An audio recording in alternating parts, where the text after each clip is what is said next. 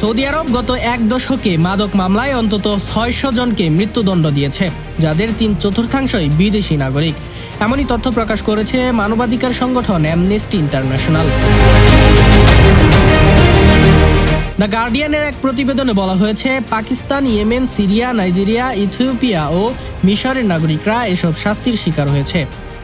অনেকে প্রতারণার ফাঁদে পড়ে সামান্য অর্থের লোভে মাদকের সঙ্গে যুক্ত হন এবং পরে ভয়াবহ পরিণতির মুখে পড়েন।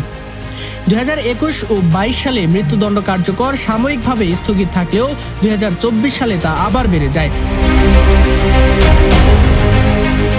ওই বছর ১২২ জন এবং চলতি বছর ১১৮ জনের মৃত্যুদণ্ড কার্যকর হয়েছে। অ্যামনেস্টি অভিযোগ হয়েছে, অনেক মামলায় ছিল যথাযথ আইনি সহায়তা ও ন্যায্য বিচার প্রক্রিয়া ছাড়া। অনেক আদালতে নির্যাতন মাধ্যমে স্বীকারোক্তি আদায়ের অভিযোগ রয়েছে। কেউ কেউ মৃত্যুদণ্ড কার্যকর আগের দিন জানতে পারেন, পরদিনই ফাঁসি। এসব অপরাধে মৃত্যুদণ্ড দেওয়া অর্থনৈতিক ও বৈশ্বিক মানবাধিকার মানদণ্ডের পরিপন্থী।